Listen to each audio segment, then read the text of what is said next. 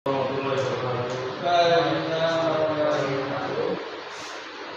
kabarnya ini? Baik. Itu kita tolong sebelum pelajaran dimulai, tolong dibimbing berdoa.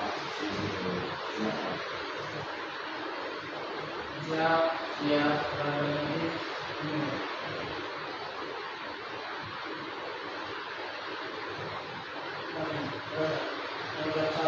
Assalamualaikum warahmatullahi wabarakatuh. Jadi ada yang masuk? Ada. Coba cek dulu ya. Fajar, masuk. Arsen, terus Arya, Peristiwa. Baik, materi hari ini yaitu terkait dengan komponen-komponen silhouette. Sekiranya ada yang masih ingat materi sebelumnya, pembahasan materi sebelumnya. Saya Pak. Ya, silakan.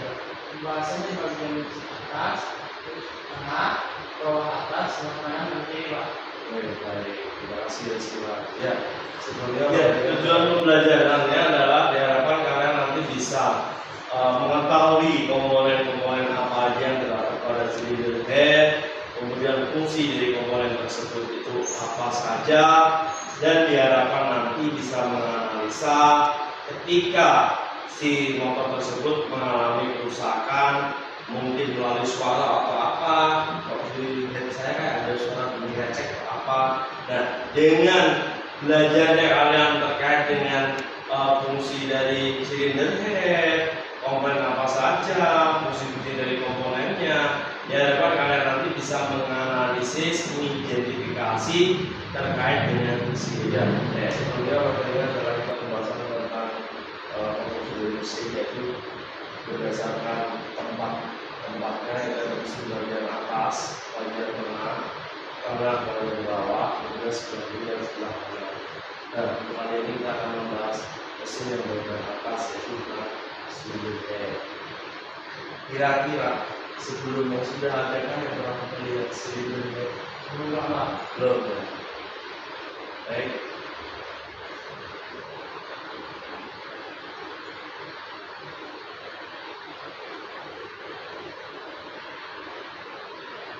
Ya, ini adalah silinder head pada mesin motor bensin patah. Berikut komponennya. Ini silinder head. Silinder head itu pada dasarnya itu sama ya. Di motor bensin patah itu sama. Semuanya di bagian atas. Komponen-komponen di dalam silinder head tersebut, siapa yang sudah mengetahui? Saya. Ya.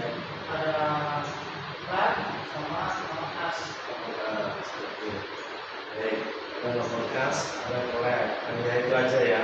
Nah, kita akan belajar dalam silinder head. Apa sih fungsi dari silinder head? Pengertian silinder head. Silinder head atau kepala silinder adalah komponen teratas dari mesin. Kemudian pengertian dari silinder head adalah salah satu tempat dudukan komponen mesin. Yang ketiga adalah sebagai penutup ruang bakar pada motor bensin 4 tak. Itu adalah fungsi apa pengertian dari silinder head. Kemudian kalau fungsinya itu adalah membentuk ruang bakar bersama piston dan silinder. Jadi nanti ada blok, ada silinder head. Dan silinder head ini membentuk ruang bakar bersama piston dan silinder. Kemudian tempat mekanisme atom yang mana seperti dikatakan yang tadi, silinder head adalah tempat di mana atom tersebut berada. Camshaft, bahkan rocker arm, kemudian pendek, disentrik, radiator. Kemudian saluran masuk impact dan saluran keluar exhaust, yaitu adalah flap in dan flap out. Kemudian mengalirkan air pendingin pada mesin berpendingin cairan jika ada semacam supra dari itu tidak ada pendingin cairannya dari radio. Kemudian adalah tempat di mana busi berada. Itu adalah fungsi utama dari silinder head. Nah, kira-kira katup sendiri itu fungsinya buat apa?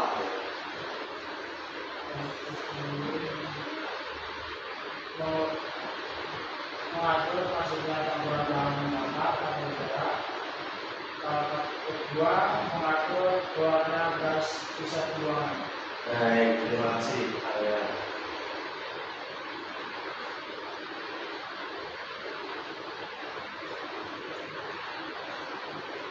Perhatikan pada gambar tersebut. Katup atau klep itu akan dua masuk ada dua ya. Yang tadi bapak katakan ada klep in dan klep out. Klep in atau katup isap sendiri itu adalah mengatur masuknya campuran udara dan bensin. Nah, untuk katup buangnya atau exhaust valve klep buangnya adalah mengatur keluarnya gas sisa pembakaran. Kemudian ada bekas katup yang berfungsi sebagai penutup kembalinya katup. Jadi ada klep. Setelah klep itu ada pin sebagai pin pembalik istilahnya. Kemudian ada rocker arm. Kemudian ada camshaft maupun as.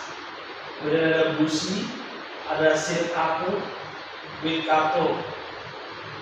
Yang masing-masing komponen ini adalah sudah jelas fungsinya masing-masing. Seperti yang saya katakan tadi, sangat benar sekali ya. Atau bisa mengatur masuknya campuran udara dan bensin. Nah, untuk rocker arm, kira-kira siapa yang mau jawab? Apa fungsi dari rocker arm? Ya, disini. Rocker arm berfungsi untuk menerus gerakan katup. Baik sekali, terima kasih.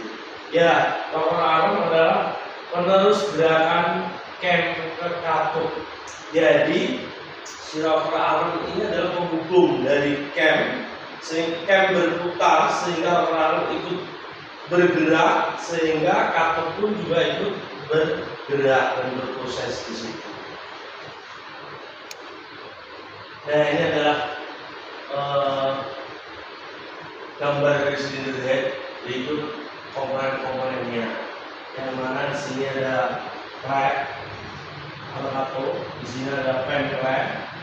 Nah, inilah rocker arm di sini. Kemudian camshaft, kemudian adalah pen klepnya di sini. Cukup jelas ya, gampang dipahami ya. Nah, kemudian untuk kerusakannya sendiri, yaitu terkadang itu komponen-komponen yang salah rakit itu bisa menyebabkan kerusakan. Ada juga yang memang sudah bahasanya adalah karena usia, motor bertahun-tahun. Tapi yang biasanya disebabkan dari faktor si pemilik sendiri adalah kurangnya perawatan. Contoh seperti oli, tidak ada oli sehingga mesin akan mengalami kendala kerusakan. Nah, di silinder head ini karena ada beberapa komponen yang itu mendukung kinerja mesin tersebut, itu juga sama. Jika mengalami kerusakan, itu akan menyebabkan mesinnya bermasalah. Kemudian dari komponennya tadi dan dari fungsinya tadi sudah Bapak jelaskan. Nah, kemudian apakah ada pertanyaan?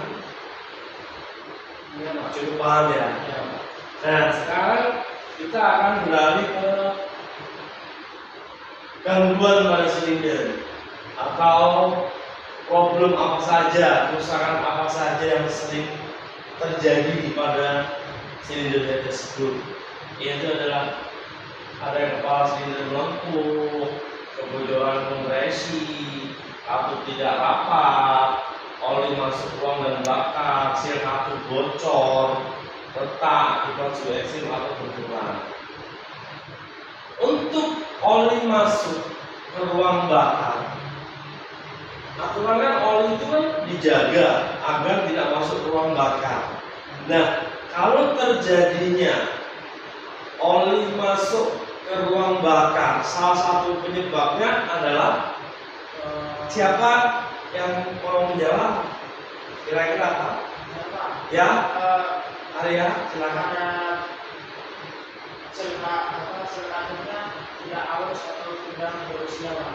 Oke. Terus kenapa? Akan berakibat apa kalau silikator itu aus? Akan berakibat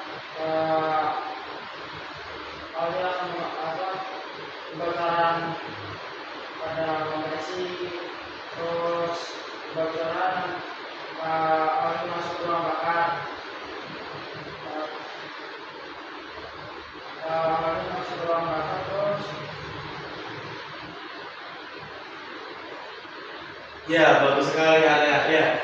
Jika hasil keleparan kausan akan menyebabkan yaitu terjadinya kebocoran kompresi sehingga kinerja mesin adalah kurang optimal. Kemudian akan berakibat lagi adalah masuknya oli ke ruang bakar, ya, yang harusnya si oli ini tidak masuk ke ruang bakar karena komponen seal ini mengalami kausan, akhirnya oli terlalu masuk ke ruang bakar karena kurang optimalnya seal oli atau sudah mengalami kausan, dan ikutlah di ruang bakar itu bercampurlah, terjadilah pembakaran sehingga oli masuk itu akan keluar yang ditandakan dengan keluarnya asap putih. Makanya kalau motor patah kok keluar asap putih, pasti motor tersebut bermasalah, beda dengan motor patah. Baik sekali Arya, terima kasih. Berarti kamu dipahami ya. Oke. Kemudian untuk anak-anak semuanya, bisakah mengasih kesimpulan hari ini kita belajar apa? Ya, kesimpulannya hari ini kita belajar tentang komponennya silinder head, fungsi dari silinder head, kemudian kerusakan-kerusakan yang terjadi pada silinder head. Sampai di sini ada pertanyaan? Tidak ada, bisa dimengerti ya? Baik anak-anak, untuk memerlukan hasil yang optimal pada kinerja motor, kira-kira kalau kalian mendengar suara kritik icik seperti itu di silinder head, kira-kira analisa kalian itu kira-kira apanya?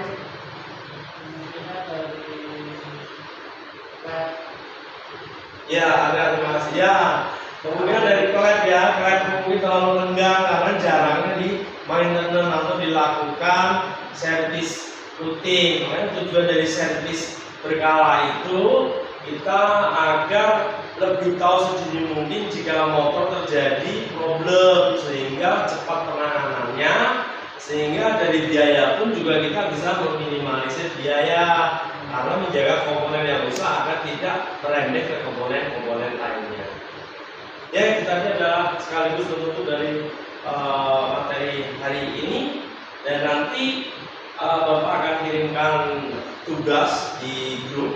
Nanti silakan dikerjakan, untuk pertemuan berikutnya silakan dikumpulkan. Oke, kalau lebihnya mohon maaf. Wassalamualaikum warahmatullahi wabarakatuh.